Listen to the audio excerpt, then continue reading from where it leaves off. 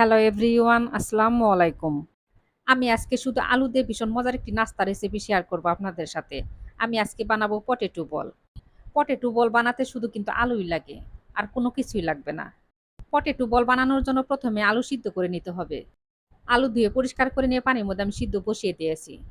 এই আলুগুলা দেখেন অনেক পুরানো আর আলুর মধ্যে গাছও হয়ে গেছে। তাই ভাবলাম যে এই পুরানো আলু দিয়ে আজকে আলুর বল বানাবো। আলু কিন্তু সিদ্ধ হয়ে গেছে। এখন আমি আলুর খোসা ছাড়িয়ে নিব। আর আলু এতটাই সিদ্ধ হয়ে গেছে, একদম নরম হয়ে গেছে। পটেটো বল বানানোর জন্য এখানে কিন্তু আমি বেশি আলু নেই নাই।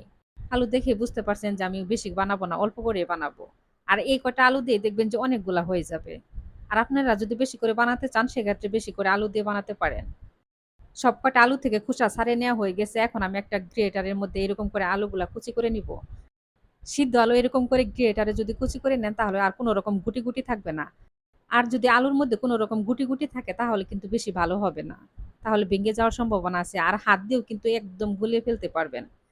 এখন আমি আবারও হাত দিয়ে খুব ভালো করে ডলে নিতেছি। আলু তো একদম মিহিন করে গলে নেওয়া হয়ে গেছে। এখন আমি দিয়ে দিব ২ চামচের মতো কর্নফ্লাওয়ার। আমি শুধু কর্নফ্লাওয়ার দিয়ে বানাবো। আপনারা চাইলে কর্নফ্লাওয়ারের সাথে চাউলের গুঁড়াও দিতে পারেন। কিন্তু চাউলের গুঁড়া দিলে মুচমুচে হয়, আবার একটু শক্ত হয়। তো তার থেকে কর্নফ্লাওয়ার দিয়ে বানালে সবথেকে বেশি ভালো হয়। আর দিয়ে দিব সামান্য একটু শুকনা মরিচের গুঁড়া। আপনারা চাইলে চিলি ফ্লেক্সও দিতে পারেন। কিন্তু আমি এটা দিব না, শুকনা মরিচের গুঁড়া দিয়ে বানাবো। আমার কাছে এটা ভালো লাগে। আর দিয়ে দিব সামান্য একটু লবণ, আর দিয়ে দিব সামান্য একটু গোলমরিচের গুঁড়া। পটেটো বল বানানোর জন্য জাস্ট এইটুকুই, আর কিছুই দিতে হবে না। এখন শুধু ছোট ছোট করে বল বানিয়ে নিলেই হবে।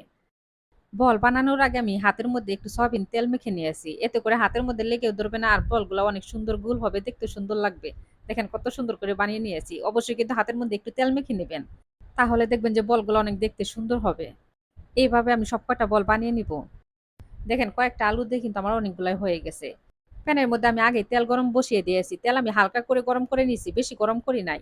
আবার কিন্তু চুলার জাল বাড়িয়ে দিয়ে তারপরে কিন্তু এই বলগুলা তেলের মধ্যে দেওয়া যাবে না, তাহলে নিচ থেকে কিন্তু পুড়ে যাবে। আর হালকা করে গরম করে নিয়ে তারপরে এই বলগুলা তেলের মধ্যে দিলে সবথেকে বেশি ভালো হয়। বলগুলা এখন আমি চুলার জাল মাঝারি আঁচে রেখে তারপরে ভেজে নিব। কেউ চাইলে কিন্তু একদম ডুবো তেলের মধ্যে ভেজে উঠিয়ে নিতে পারবেন। এই পটেটো বল বানাতে কিন্তু তেমন একটা সময় লাগে না। ধরেন বাসায় কেউ আসলো তো ৫-১০ মিনিটের মধ্যে এরকম করে সুন্দর করে নাস্তাটা তৈরি করেও দিতে পারবেন। আর আলু তো আমাদের ঘরে কম বেশি সবারই থাকে। পটেটো বল এভাবে বানিয়ে তারপরে যে এমনি খাবেন সেটা কিন্তু বেশি ভালো লাগবে না। এর সাথে টমেটো সস হলে সবথেকে বেশি মজা লাগে। এই পটেটো বল টমেটো সসের সাথে সবথেকে ছোট ছেলেমেয়েরা বেশি পছন্দ করে। দেখতে দেখতে পটেটো বল ভাজা কিন্তু আমার হয়ে গেছে। এখন আমি উঠিয়ে নেব। দেখেন কত সুন্দর একটা কালার আসছে, মাশাআল্লাহ। আর খেতে কিন্তু আরো বেশি মজা লাগছিল।